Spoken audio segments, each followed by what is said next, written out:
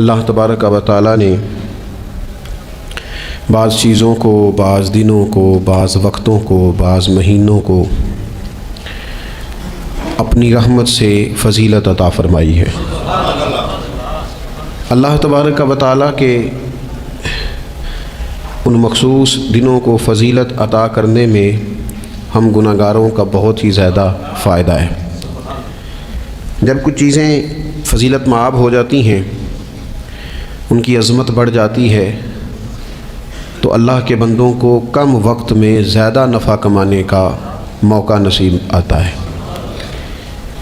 نبی اکرم نور مجسم شفیع معظم صلی اللہ تعالیٰ علیہ وسلم کی امت کو اللہ تعالیٰ نے بہت ساری ایسی چیزیں اپنی رحمت سے دی ہیں کہ جن میں عمل تھوڑا ہے، اجر زیادہ ہے۔ اس کا نتیجہ یہ نکلتا ہے کہ انسان تھوڑے وقت میں، تھوڑے ٹائم میں، تھوڑی مصروفیت میں اپنے رب کریم کے بارگاہ سے زیادہ اجر کا مستحق ہو جاتا ہے۔ انہی مقدس، معتبر، معنی خیز ایام میں ایک بڑی فضیلت، زیادہ عظمت والا مہینہ ماہ رمضان المبارک ہے۔ قرآن مجید نے صراحت کے ساتھ اس ماہ مقدس کا نام لیا ہے۔ کیا معنی ہے؟ کہ یہ وہ مقدس مہینہ ہے جس کا میرے رب کریم نے نام لیا ہے، اللہ نے نام لیا ہے۔ شہر رمضان الذی انزل فیہ القرآن، فرمایا رمضان کا وہ مقدس مہینہ ہے جس میں اللہ نے قرآن نازل فرمایا ہے۔ اس ماہ نور، ماہ سرور کا نام نامی اللہ تعالیٰ نے قرآن مجید کے اندر ذکر فرمایا۔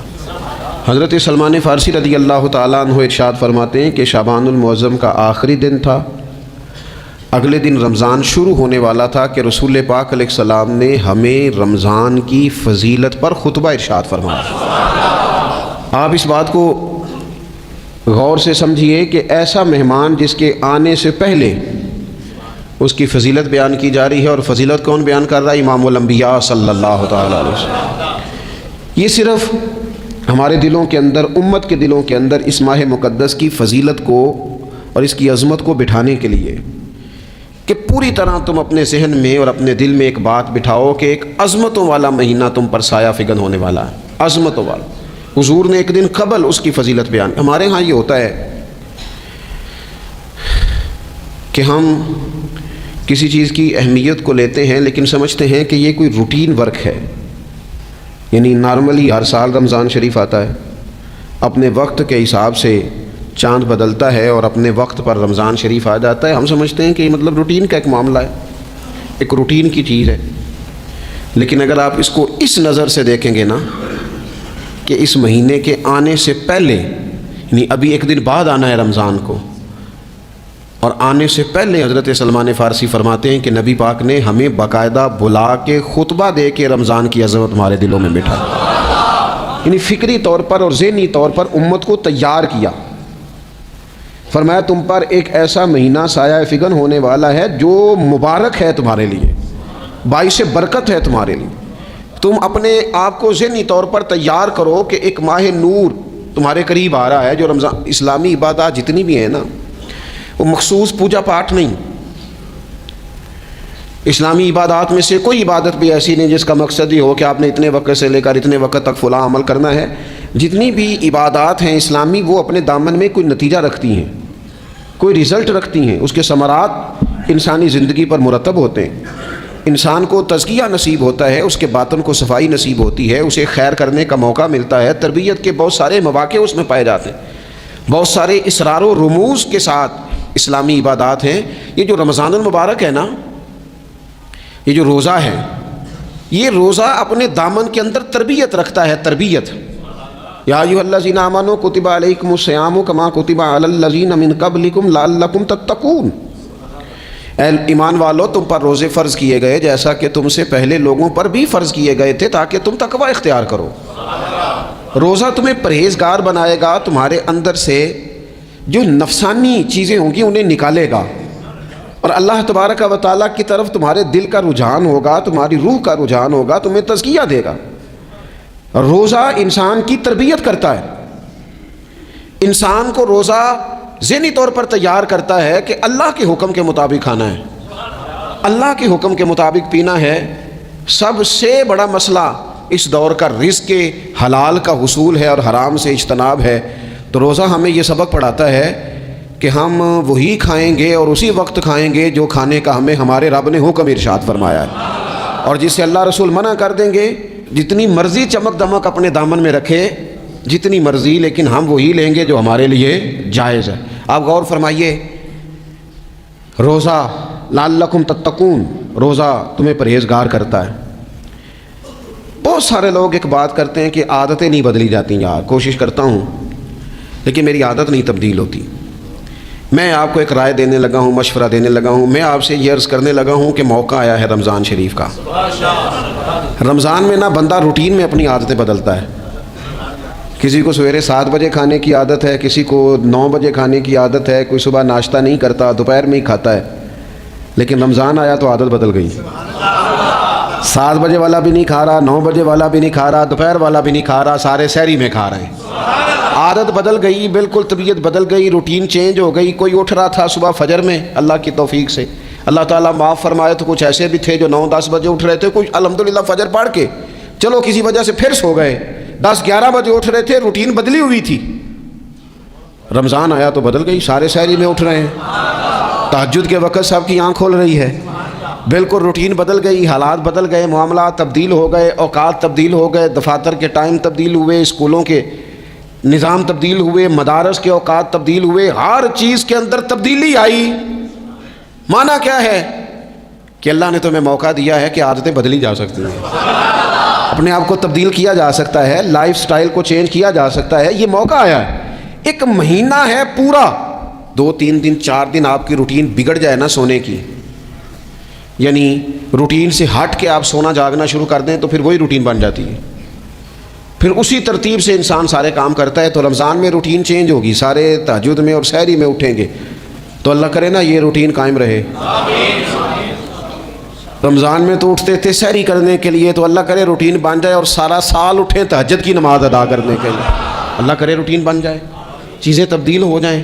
وہ لوگ جن کو ڈاکٹر کہہ رہے تھے کہ دوائی بھی کھانی ہے اور پرہیز بھی کرنا ہے، تو وہ کہہ رہے تھے جی دوائی کھانا تو آسان ہے، پرہیز کرنا مشکل ہے. تو بدلنے لگی ہے نا روٹین، آ گیا نا رمضان، پرہیز کا ٹائم شروع ہو گیا. لہذا بہترین فائدہ یہ ہوگا کہ رمضان میں پرہیز ہوگی. ڈائٹ پلان بالکل بنایا جا سکتا ہے، اس میں چیزوں کو بالکل مرتب کیا جا سکتا ہے. تو رمضان شریف کے آنے سے پہلے ذہنی طور پر اپنی عادات کی تبدیلی کا پروگرام بنائیں. عادتیں بدل جایا کرتی ہیں. رسول کریم دنیا میں آئے وَيُزَكِّيكُمْ، حضور تزکیہ کرنے تو آئے ہیں، عادتیں بدلنے تو تشریف لائے ہیں. نبی پاک نے صفائی ستھرائی کر دی، ساری ناپاک چیزوں کو نکال دیا. تو روٹین دیکھیں کہ رمضان میں تقوی کے حصول کے لیے اپنی عادات کو تبدیل کرنا ہے، اور اس کے لیے ذہنی طور پر اپنے آپ کو تیار کریں. وہ جو کہتے ہیں بچے سویرے نہیں اٹھتے، وہ روٹین بنا لیں. یہ موقع آیا ہے، ابھی سے ارادہ کر لیں کہ جناب ہم نے اس ترتیب سے اپنے گھر کو، ماحول کو، بچوں کو اس ترتیب سے ہم نے مرتب کرنا ہے چیزوں کو. یہ آپ ارادہ کریں، اللہ تعالیٰ مدد فرمائے گا. رمضان المبارک کی جو خاص فضیلت ہے، اس خاص فضیلت کو رمضان آنے سے پہلے ذہن میں بٹھا لیں، اور رمضان المبارک پورے کا پورا اس ذوق سے گزاریں کہ ذہن میں بات موجود ہو، ذہن میں کہ دراصل رمضان کیا ہے. اللہ کے پیارے رسول صلی اللہ تعالیٰ علیہ وسلم نے فرمایا، اے لوگو تم پر ایک عظیم المرتبت مہینہ سایہ فکن ہو رہا ہے. حضور فرماتے ہیں شہر مبارک، فرمایا یہ بڑا برکت والا مہینہ ہے، یہ برکتیں لے کے آیا ہے، یہ رحمتیں لے کے آیا ہے، یہ اپنے ساتھ عنایات لے کے آیا.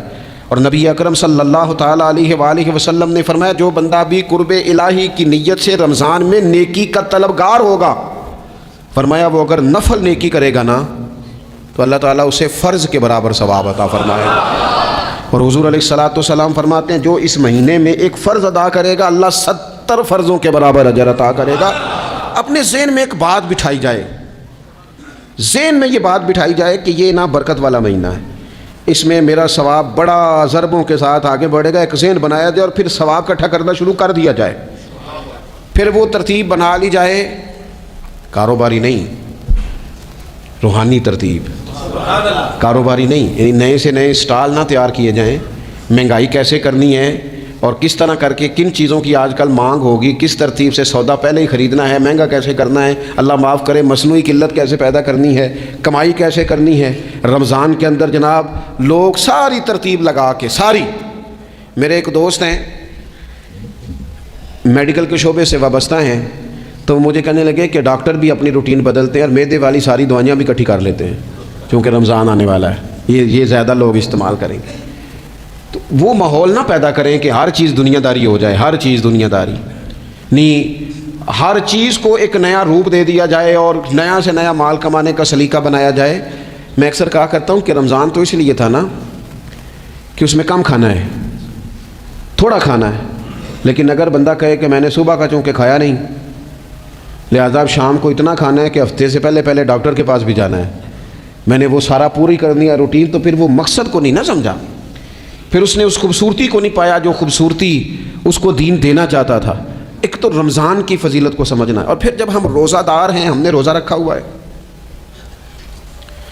تو نبی پاک علیہ السلام نے خود اس مفہوم کو کھول کے بیان کیا، فرمایا جس بندے نے جھوٹ نہیں چھوڑا، گناہ نہیں چھوڑا، گویا غیبت نہیں چھوڑی، بدی نہیں چھوڑی، تو اللہ کے محبوب علیہ الصلوۃ والسلام فرماتے ہیں پھر اللہ تعالیٰ کو اس کے بھوکا پیاسا رہنے کی تو کوئی ضرورت نہیں، کیونکہ لعلکم تتقون، تقوی اختیار کرنا تو روزے کا مقصد تھا۔ اور اگر اس نے وہ بات کو سمجھا ہی نہیں،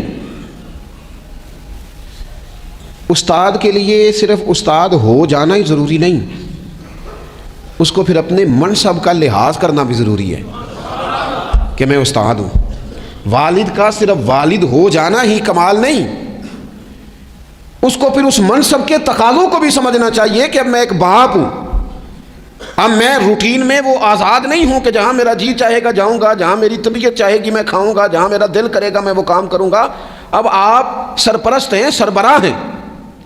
انسان دیکھیں نا، ایک شخص ہے وہ عالم ہے، علم پڑھ لینا صرف کمال نہیں، وہ اپنے منصب کو بھی تو سمجھے نا، اس منصب کے وقار کو، اس کے لحاظ کو بھی تو سمجھے نا۔ ایک آدمی اگر عمر رسیدہ ہے، بڑا ہے، بزرگ ہے، اور وہ چاہتا ہے کہ میری بزرگی کی وجہ سے میرا اکرام کیا جائے، تو اسے اپنے منصب کا بھی لحاظ کرنا پڑے گا۔ اس کو حضرت سعدی فرمایا کرتے تھے میں نے 18 سال کے بزرگ دیکھے اور میں نے 75 سال کے بچے دیکھے۔ حضور کیا مطلب؟ فرمانے لگے عمر ہو گئی لیکن اپنے منصب کا خیال نہ کیا، عادات بچوں والی رہی۔ اور فرماتے میں نے ایسے لوگ دیکھے جن کو شروع وقت میں ہی اللہ والوں کی صحبت نصیب آئی، تو وہ جو بزرگی ہے وہ پھر عمر کی وجہ سے نہیں ملی، وہ اللہ نے علم اور عمل کی وجہ سے عطا فرما دی۔ تو اپنے منصب کا لحاظ کرنا کہ میرا یہ منصب ہے۔ اسی طرح جب ہم نے روزہ رکھا ہوا ہوگا نا، تو پھر ہم نے اس منصب کا بھی لحاظ کرنا ہے کہ میں روزے دار ہوں۔ پھر خالی بھوکے پیاسا نہیں رہنا۔ رسول پاک صلی اللہ تعالیٰ علیہ وآلہ وسلم نے پتہ ہے روزے دار کی فضیلت کیا بیان فرمائی؟ اللہ کے محبوب صلی اللہ تعالیٰ علیہ وسلم فرماتے ہیں کہ رب فرماتا ہے ابن آدم کا ہر عمل اس کے لیے ہے، روزہ میرے لیے، اور فرمایا میں خود جزا دوں گا روزے کی، میں خود جزا دوں گا روزے کی۔ اور حضور فرماتے ہیں روزہ ڈھال ہے، جو شخص روزہ دار ہو وہ بےہودگی سے، فحش گوئی سے اجتناب کرے۔ اور اللہ کے محبوب صلی اللہ تعالیٰ علیہ وسلم فرماتے ہیں اگر کوئی شخص اسے گالی دے، اگر کوئی شخص اس سے جھگڑا کرنا چاہے تو پتہ کیا جواب دے؟ اسے کہے بھائی میں روزے دار ہوں، میرے منصب کا تقاضا نہیں کہ میں تیرے ساتھ الجھوں۔ اور رسول پاک صلی اللہ علیہ وسلم فرمانے لگے اوہو اتنی بڑی بات۔ حضور فرمانے لگے، یہ صحیح مسلم کے لفظ ہیں، کریم محبوب فرمانے لگے مجھے اس رب کی عزت کی قسم جس کے قبضے میں محمد عربی صلی اللہ علیہ وسلم کی جان ہے، حضور فرماتے ہیں روزہ دار کے منہ کی خوشبو اللہ تعالیٰ کے نزدیک قیامت کے دن مشک کی خوشبو سے بھی زیادہ وقت والی ہوگی۔ اس کے منہ سے جو خوشبو آتی ہے قیامت میں مشک پیچھے رہ جائے گا، اور رب کی بارگاہ میں صرف روزہ دار کے منہ سے، اگر تیرے منہ کی خوشبو رب کو اتنی پسند ہے تو تجھے بھی تو اپنے منصب کا خیال ہونا چاہیے کہ میں نے روزہ رکھا ہوا ہے، میں روزہ دار ہوں۔ اور میرے نبی پاک علیہ السلام کے یہ دو لفظ ہیں نا، وہ صوفیاء ہیں نا، اللہ کے نیک بندے جو ساری زندگی تڑپتے رہے کہ کبھی یہ حقیقت منتظر نظر آنا لباس مجاز میں، کبھی مالک ایک دفعہ کبھی تیرا جلوہ ملے، کبھی یہ حقیقت منتظر نظر آنا لباس مجاز میں۔ لاکھوں سجدے تڑپ رہے ہیں میری جبین نیاز میں، اور جو ساری زندگی کہتے رہے کہ ہم تو عمر دراز مانگ کے لائے تھے 4 دن، 2 آرزو میں کٹ گئے، 2 انتظار میں، کہ دیکھو انہیں انعام ملنے لگا ہے۔ جو اس کی راہ کے سوالی تھے، جو اس کے رستے کے مسافر تھے، جو اسے پانا چاہتے تھے، جو اس کی دید کرنا چاہتے تھے، جو اسے ملنا چاہتے تھے، میرے رسول پاک علیہ السلام نے فرمایا روزہ دار کو 2 خوشیاں ملیں گی۔ ایک خوشی اس وقت ملتی ہے جب وہ افطار کرتا ہے، اور فرمایا ایک خوشی اس وقت ملے گی جب وہ اپنے رب سے ملاقات کرے گا، جب وہ اس سے ملے گا تو اس وقت روزہ دار کو خوشی ہوگی۔ میرے دوستو، خوشی تو جو ہوگی سو ہوگی، لیکن یہ لفظ بڑے حسین نہیں کہ روزہ دار کی رب سے ملاقات ہوگی، یہی لفظ بڑے باکمال نہیں؟ ایک روایت میں تو یہ ہے نا کہ روزہ میرے لیے ہے، میں اس کی جزا دوں گا، اور ایک روایت میں یہ ہے کہ روزہ میرے لیے ہے اور رب فرماتا ہے میں خود روزے کی جزا ہوں، یعنی باقی نیکیوں پر ثواب ملے گا، روزہ رکھنے والے کو رب رحمان ملے گا۔ نبی اکرم صلی اللہ تعالی علیہ وسلم کے امت کے صوفیاء نے نا کچھ چیزوں کو بڑا کھولا ہے۔ عارف رومی کہتے ہیں کہ ایک دن نا محمود غزنوی نے خزانوں کے دروازے کھول دیے اور فرمایا بھئی میں نے آج ہر چیز کھول دی ہے، جو جس چیز پہ ہاتھ رکھے گا وہ اسی کی ہو جائے گی۔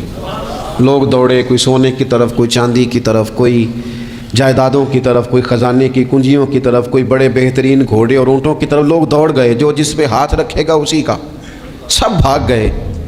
ایاز بیٹھا ہے، نہ وہ حسن میں رہی شوخیاں، نہ وہ عشق میں رہی گرمیاں، نہ وہ غزنوی میں تڑپ رہی، نہ وہ خم ہے زلف ایاز میں، وہ لذتیں کہاں۔ ایاز چپ کر کے بیٹھا ہے۔ پھر محمود نے ایاز کی طرف مخاطب کر کے کہا ایاز اٹھنا نہیں، آج لوٹ سیل لگ گئی ہے، جو جس چیز پہ ہاتھ رکھے گا اسی کی۔ ایاز کہنے لگا بات پکی ہے نا؟ تو محمود خوش تھے، موڈ بڑا اچھا تھا، کہا بالکل پکی ہے۔ تو ایاز کہنے لگے چلو ٹھیک ہے۔ ایاز اٹھے، پیچھے سے جا کے نا تو محمود کے کندھے پہ ہاتھ رکھ دیا، محمود کے کندھے پہ ہاتھ رکھا۔ محمود کہنے لگے یہ کیا بات کا، آپ سے میں نے پوچھا تھا بات پکی ہے، جو جس پہ ہاتھ رکھے گا اسی کا نا۔ تو تھوڑی دیر پہلے مسکراتے چہروں میں آنسو آ گئے، ایاز بھی روئے تو محمود بھی روئے۔ کہا بادشاہ پکا رہنا، وہ جن کو خزانے چاہیے تھے وہ دوڑ گئے، مجھے تو چاہیے۔ لنگ کئی مہینے تے برس گئے تے تیری دید نو دیدے ترس گئے، تیری تو ملے گا۔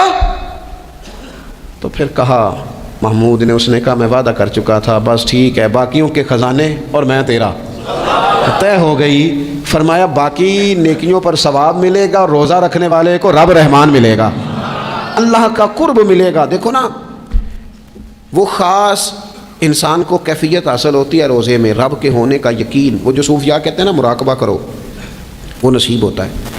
یعنی کسی کو کیا پتہ ہے اس کا روزہ ہے کہ نہیں، اکیلا ہے نا گھر میں، فریزر بھرا ہوا ہے، نہیں نہ کھاتا، کیوں؟ اسے پتہ ہے میرا رب میرے ساتھ ہے، میرا رب مجھے دیکھ رہا ہے۔ بس یہ تصور توحید پکا ہو جاتا ہے رمضان۔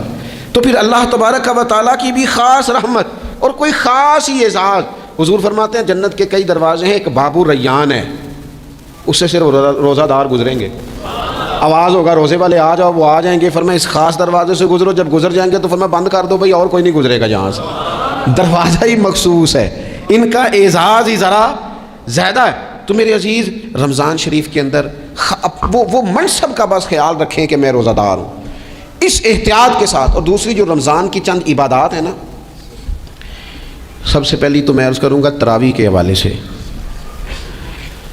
یہ بات یاد رکھ لیں کہ نبی پاک علیہ الصلوۃ والسلام نے فرمایا جس نے ایمان اور احتساب کی نیت کے ساتھ رمضان میں قیام کیا، اللہ اس کے پچھلے سارے گناہوں کو معاف فرما دے گا۔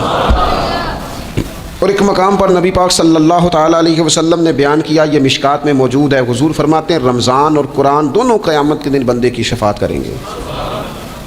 رمضان کہے گا یا اللہ میں نے اسے دن بھر کھانا کھانے سے باز رکھا، اور تیری بارگاہ کے حکم کے مطابق اس نے اپنے آپ کو ان چیزوں سے بچا کے رکھا۔ اور قرآن کہے گا مالک رات میں نے اسے نیند سے روکے رکھا۔ کیا مطلب؟ اس نے کھڑے ہو کے عبادت کی، اگرچہ اس سے مراد شارحین حدیث نے تراویح بھی لیا ہے، تہجد کی نماز بھی لیا ہے، صلاۃ اللیل بھی لی ہے، لیکن میرے عزیز یہ خاص ربط ہے قرآن مجید کے ساتھ تراویح کا۔ مسنون ہے رمضان کی راتوں میں قرآن مجید اور تراویح کا پڑھنا۔ اگر تھوڑی سی نا طبیعت میں صرف تبدیلی پیدا کی جائے، میں نے دیکھا ہے کہ جو لوگ کہتے ہیں نا میرا وقت بڑا قیمتی ہے، بڑی ساری جگہوں پہ آپ کو بیٹھنا پڑتا ہے، بیٹھیں آپ 2 گھنٹے بیٹھیں 3 گھنٹے بیٹھیں. میں نے دیکھا ہے لوگ جاتے ہیں کسی دفتر میں تو رات کو ہی چلے جاتے ہیں اس علاقے میں، کھڑے ہیں پاسپورٹ کے دفتر کھڑے ہیں، شناختی کارڈ کے دفتر کھڑے ہیں، امیگریشن کی لائنوں میں کھڑے ہیں. کچھ ذہن تو بنائیں کہ میں نے رات کھڑے رہنا ہے اور اپنے رب کی عبادت کرنی ہے. تراویح کو ذرا ذوق سے آپ اگر تھوڑا ارادہ کر لیں گے نا، یعنی کوئی ایسا مشکل کام نہیں. میری تو رائے یہ ہے کہ پہلے 3-4 دن ذرا جم کے ذہن بنائیں اور تھوڑا سا نا روٹین کو بدلنے کی کوشش نہ کریں. جس امام صاحب کے پیچھے تراویح شروع کریں کوشش کریں ساری وہیں پڑھیں. روٹین بدلنے سے بھی سستی آتی ہے. ایک دن یہاں گئے 2 دن وہاں گئے تو یہ روٹین بدلنے سے بھی بعض اوقات سستی آتی ہے. کوشش کریں ایک جگہ پہ قرآن شریف سننا شروع کریں اور پھر پورا قرآن مجید وہیں پہ سنیں اور تھوڑا ذہن بنائیں. میں نے دیکھا ہے ہمارے استاد صاحب اس طرح کیا کرتے تھے کہ بہت تھوڑا کھانا افطاری کے وقت تھوڑا، اور ان سے کہا جاتا آپ بزرگ آدمی ہیں اتنا کم کھانا کیسے نظام چلے گا؟ تو فرماتے تھے میں 1 چپاتی اور آدھی چپاتی کھا لوں گا لیکن تراویح کے بعد. اب اگر زیادہ کھانا کھاؤں گا تو طبیعت میں سستی آئے گی، میرے لیے کھڑا ہونا مشکل ہو جائے. سادہ سا کھانے کے ساتھ افطاری کی جائے گی. اور تراویح کے لیے اپنے آپ کو ذہنی کہاں ٹائم ملتا ہے سارا سال قرآن پڑھنے سننے کا؟ یہ تو اللہ نے موقع عطا فرمایا ہے. تو تھوڑا سا اگر دلچسپی پیدا کی جائے، بڑا بڑا سونا قرآن مجید پڑھا جاتا ہے مساجد میں، بچے بڑی بڑی خوبصورتی سے، تو اللہ کا شکر ہے جگہ جگہ پہ. اور مساجد کے علاوہ بھی میں نے دیکھا ہے ہم سے لوگ مطالبہ کرتے ہیں کہ ہماری فیکٹری میں رات کو بھی کام ہوتا ہے، اتنے سارے ورکر ہیں تو بچہ کوئی مل جائے قرآن شریف سنائے، فلانی جگہ بھی اتنے لوگ ہیں تو اگر موقع مل جائے تو اگر تھوڑا ذہن بنایا جائے، شوق پیدا کیا جائے تو اللہ تعالیٰ فضل فرماتا ہے، انسان کو طاقت ملتی ہے کھڑے رہنے کی. ایک تو تراویح، روزہ، تراویح، اور تیسری بات ہے سحر اور افطار.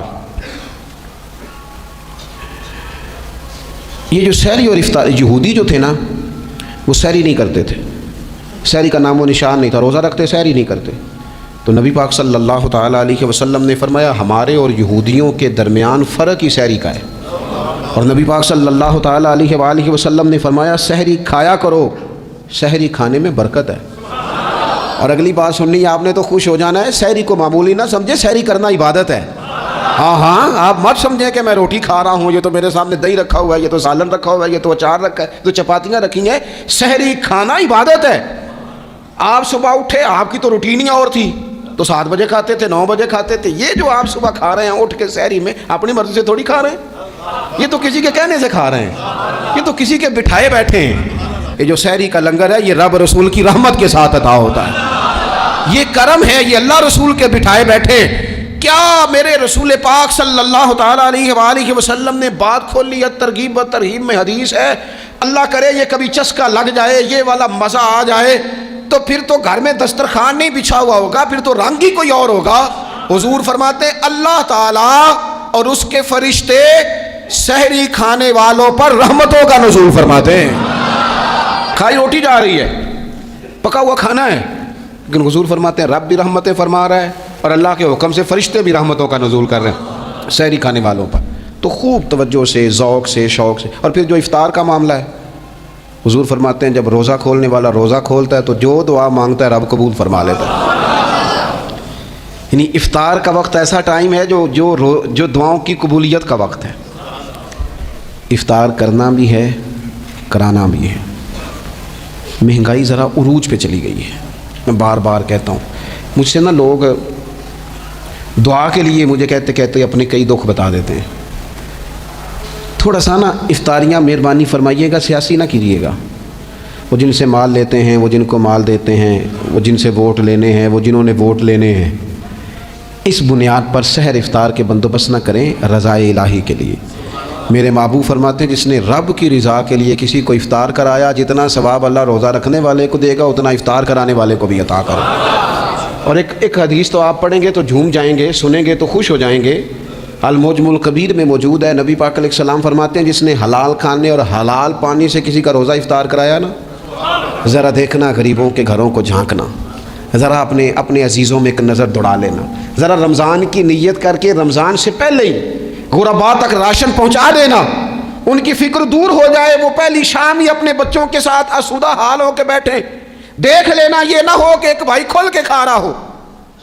اور دوسرے کے بچے منتظر ہوں کہ آج سحر افطار میں کیا کرنا ہے، اپنے گلی محلے میں دیکھ لینا، ہم اس رسول کے ماننے والے ہیں جنہوں نے فرمایا میں اسے مومن ہی نہیں جانتا جو پیٹ بھر کے کھائے اور اس کا ہمسایہ بھوکا رہ جائے۔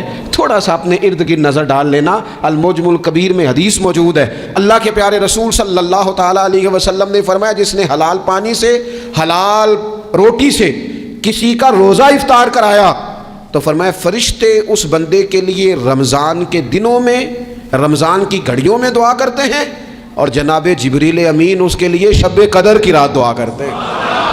حضرت جبریل شب قدر میں دعا کریں گے، خاص رات، یا اللہ اس بندے پر فضل فرما، اس نے تو غریب آدمی کو افطار کرا۔ یہ ایک عبادت ہے، اس عبادت کا خیال کریں۔ پھر اعتکاف آئے گا، رمضان کے آخری 10 دنوں کا اعتکاف۔ اسلام میں رہبانیت نہیں ہے، لیکن کبھی کبھی سب سے کٹ کے اپنے رب کے ساتھ جڑ جانا، کچھ رات کی عبادتیں، کچھ تنہائی کے اذکار، کچھ درود و سلام کا ذوق، یہ ان ساری خوبصورتیوں میں سے ایک خوبصورتی اعتکاف بھی ہے۔ اللہ کے پیارے رسول علیہ الصلوۃ والسلام ہمیشہ اعتکاف کرتے، اور حضرت عطا بن رباح رضی اللہ تعالیٰ عنہ کیسی خوبصورت بات ارشاد فرماتے ہیں، فرماتے ہیں معتکف تو اس آدمی کی طرح ہے جیسے کسی بندے کو کسی کے ساتھ کوئی کام پڑ جائے نا تو وہ جا کے اس کے دروازے پر بیٹھ جاتا ہے کہ جب تک میرا کام ہوگا نہیں میں جاؤں گا نہیں۔ فرماتے ہیں یہ اعتکاف والا بھی آ کے رب کریم کے گھر بیٹھ گیا ہے کہ جب تک تو معاف نہیں کرے گا میں جاؤں گا نہیں، جب تک تو بخشش نہیں کرے گا میں اس دروازے سے ہٹوں گا نہیں۔ حضرت ابن عباس رضی اللہ تعالیٰ عنہ نبی پاک علیہ السلام کے روضہ انور کی طرف اشارہ کر کے کہا کرتے تھے زیادہ دیر نہیں ہوئی، اشارہ کر کے کہتے تھے زیادہ دیر نہیں ہوئی، اس روضہ مبارک میں آرام فرما۔ رسول رحمت علیہ السلام سے میں نے اپنے کانوں سے سنا ہے، اور جب یہ بات ارشاد فرماتے تھے تو روتے بھی تھے۔ فرماتے ہیں میں نے خود نبی پاک علیہ السلام سے سنا ہے کہ جو شخص اللہ تعالیٰ کی رضا کے لیے ایک دن کا بھی اعتکاف کرے گا نا، اللہ تبارک و تعالیٰ اس کے اور جہنم کے درمیان 3 خندقوں کی آڑ بنا دے گا، اور فرمایا ان کی مسافت زمین و آسمان سے بھی زیادہ ہوگی۔ یہ 3 خندقیں اتنی بڑی جن کی چوڑائی زمین آسمان سے بھی زیادہ ہوگی، ایک دن اعتکاف کر لے تو اللہ اس بندے کو دوزخ سے اتنا دور فرما دے گا۔ بہت سارے لوگ ہیں جن کو بڑا ٹائم ملتا ہے چھٹیاں گزارنے کے لیے، کبھی کسی سیاحتی مقام پر، کبھی کسی سیاحتی مقام پر، خرچہ بھی مل جاتا ہے، کام بھی ہو جاتا ہے، سارے سلسلے ہی بن جاتے ہیں، بڑی بڑی جگہوں پہ لوگ جا کے ٹائم گزارتے ہیں۔ تو ایسا نہ ہو کہ 10 دن اللہ کے گھر میں بھی گزارے جائیں۔ علماء نے لکھا ہے کہ کوشش تو کریں ہر سال اعتکاف ہو، نہ ہو سکے تو چلو چند سالوں کے بعد ہو جائے، اور فرماتے ہیں کہ زندگی میں ایک دفعہ تو اس سنت کو ضرور ادا کرنا چاہیے۔ کوئی بندہ ایسا نہ ہو جو محروم رہ جائے، زندگی میں ایک بار صحیح پر اعتکاف کے ساتھ اپنے آپ کو وابستہ ضرور کرے۔ رمضان المبارک کے اندر آخری عشرہ شب قدر کی تلاش کا عشرہ ہے۔ اللہ کے پیارے رسول صلی اللہ تعالیٰ علیہ وسلم ان 10 دنوں میں خود بھی عبادت کرتے تھے اور گھر والوں کو بھی جگایا کرتے تھے، اور اپنے اہل خانہ کو تاکید فرماتے تھے کہ اٹھو اٹھو، آگے بڑھو، یہ آرام کرنے کے دن نہیں ہیں۔ ہمارے ہاں یہ ہوتا ہے کہ وہ جو آخری 10 دن زیادہ عبادت کے تھے، شب قدر کی تلاش کے تھے، وہ آخری 10 دن سارے بازار میں گزر جاتے ہیں، کپڑے سلوائے جا رہے ہیں، کپڑے خریدے جا رہے ہیں، جوتے خریدے جا رہے ہیں، واپس کیے جا رہے ہیں، دوبارہ لیے جا رہے ہیں، سفر ہو رہا ہے، آنا جانا ہو رہا ہے، عیدیاں بٹ رہی ہیں۔ تو یہ سارے کام جو آخری عشرے میں کرنے ہیں، جو زیادہ عبادت کے دن تھے، وہ سارے کام تو رمضان سے بھی پہلے کر لینے چاہیے۔ کپڑے رمضان سے پہلے خریدے جائیں، پہلے سلوا لیے جائیں، جوتے پہلے لے لیے جائیں، ضرورت کے کام پہلے کر لیے جائیں، جہاں آپ کو جو بانٹنا ہے وہ رمضان سے پہلے کریں۔ وہ مفت کی اپنے دل کو مطمئن کرنا کہ اب میرے پاس یہ بڑے میں خیر کا کام کرنے نکلا ہوا ہوں، میں عیدی بانٹنے جا رہا ہوں، یہ پہلے بانٹنے تھے۔ یہ عجیب بات ہے کہ جو زیادہ وقت مسجد میں گزارنے کا ٹائم تھا وہ سارا ہم نے ضائع کر دیا، وہ ادھر ادھر بازاروں کی نظر ہو گیا، میل ملاپ کی نظر ہو گیا۔ تو اگر چیزوں کو مرتب کیا جائے، میں تو دوستوں سے کہا کرتا ہوں زکوٰۃ کا حساب، صدقات کا حساب، صدقات فطر کا حساب، جتنے بھی روٹین کے کام ہیں اس کو کوشش کریں رمضان شریف سے پہلے آپ ترتیب دیں، آپ ان چیزوں کو پہلے سے مرتب کریں تاکہ وہ بہترین ہو جائیں۔ ہم تو اس دین کے ماننے والے ہیں جہاں نیت کرو تو اجر شروع ہو جاتا ہے۔ آپ رمضان کی نیت سے جو آج خرچ کریں گے اس کو اللہ تعالیٰ رمضان کے ثواب کے برابر ہی اجر عطا فرمائے گا۔ لیکن وہ ہم نا کچھ لوگ بڑا ایک صاحب مجھ سے کہنے لگے جی میں نے سنا ہے صدقہ فطر آخری عشرے میں ہی دینا چاہیے۔ میں نے کہا آپ کا پروگرام تب دینے کا، اسی لیے آپ نے یہ گاڑا کر کے سن لیا، ذرا اس کو آپ نے زیادہ غور سے سن لیا ہے۔ آپ جب ضرورت محسوس کریں، جب آپ سمجھیں کہ کسی کو ضرورت ہے، ضرورت کے وقت کوئی چیز کام نہ آئی تو پھر کب جا کے کام آئی۔ تو میری آپ سے یہ اپیل رہے گی کہ پہلے سے چیزوں کو مرتب کریں، معاملات کو پہلے سے طے کریں۔ وہ لوگ بڑے اچھے ہوتے ہیں جو وقت پر منصوبہ بندی کرتے ہیں، جو چیزوں کو ٹائم پہ مرتب کرتے ہیں، وہ ٹائم جو ہمارا بالکل اللہ کی بارگاہ میں حاضری کا ہے، عبادات کا ہے، اگر وہ سارا گاڑیوں کی نظر ہو جائے گا، اسفار کی نظر ہو جائے گا تو ہم نے حاصل کیا کیا؟ ایک بات آخر میں بڑے درد کے ساتھ آپ کی خدمت میں عرض کرنی ہے، ہر سال کہتا ہوں، اس سال بھی کہوں گا، ذاتی اخراجات کو کچھ کم کیا جائے۔ ذاتی اخراجات نہ کچھ لوگوں کے بہت زیادہ ہیں، ان کے اپنے لباس کے، کپڑوں کے، اور وہ اخراج میں نے پچھلے جمعے بھی کہا تھا، اسلام ذبائش کی اجازت دیتا ہے، نمائش کی اجازت نہیں دیتا۔ نمائش والے کام اگر تھوڑے چھوڑ دیے جائیں کچھ بھی نہیں ہوتا۔ میں تو شاید اگر میں سینکڑوں کہہ دوں تو غلط نہیں ہوگا، لیکن بیسیوں تو لوگ ایسے ضرور ہوں گے کہ جو عید ساری سو کے گزارتے ہیں، سارا دن سوئے رہتے ہیں، پتہ نہیں وہ اتنے مہنگے مہنگے کپڑے کس لیے خریدتے ہیں، عید کی نماز پڑھی سو گئے، اور بھئی آپ کا فون بند تھا جی میں سو رہا تھا جی، تو بھئی وہ جو آپ نے 1.5 مہینہ درزی کے پاس آنا جانا لگایا وہ کس مقصد کا؟ رات کوئی پہننا تو کوئی پرانا جوڑا پہن لیتے، ایسی مصیبت کیا بنی ہوئی تھی؟ اتنے مہنگے کپڑے خریدے، اتنا مہنگا جوتا لیا اور دن سارا سو کے گزار دیا۔ ذاتی اخراجات کام کریں۔ پتہ کیا ہے، فرق بہت بڑھتا جا رہا ہے، بہت بڑھتا جا رہا ہے۔ یعنی ایک جگہ پہ چیزیں پڑی ہیں، خراب ہو گئی ہیں، کھانے کا ٹائم نہیں، پہننے کا ٹائم نہیں، اور ایک جگہ وہ ہے کہ جہاں لوگ دوائی کو ترس رہے ہیں۔ گندم امیر شہر کی ہوتی رہی خراب، اور بچی کسی غریب کی فاقوں سے مر گئی، اور کسی نے کہا تھا کہ غریب شہر تو فاقوں سے مر گیا لیکن امیر شہر نے ہیرے سے خودکشی کر لی، اللہ معاف فرمائے۔ تو بہت ساری جگہوں پہ لوازمات زیادہ ہیں، اخراجات زیادہ ہیں، تکلفات زیادہ ہیں۔ اس رمضان میں مہنگائی کا جو زور ہے، حالات کی جو سنگینی ہے، اور تھوڑا پیچھے جائیں تو غریب علاقوں میں جس قسم پرسی کے ساتھ لوگ اپنا وقت بتا رہے ہیں، اگر صرف امیر لوگ اپنے کچھ ذاتی اخراجات کو کنٹرول کرنے میں کامیاب ہو جائیں تو بڑے سارے لوگ ایسے ہیں جن کے لیے وہ خوشیاں بانٹنے کا ذریعہ بنیں گے، اسباب۔ اور ویسے بھی زندگی سادہ کریں، آسان ہو جائے گی۔ زمین پر چلیں، آپ محسوس کریں گے کہ زندگی بہتر ہو گئی ہے، آسانی والی ہو گئی ہے۔ اللہ کی بارگاہ میں دعا کرتا ہوں اللہ تعالی ہم سب کو سمجھ نصیب فرمائے۔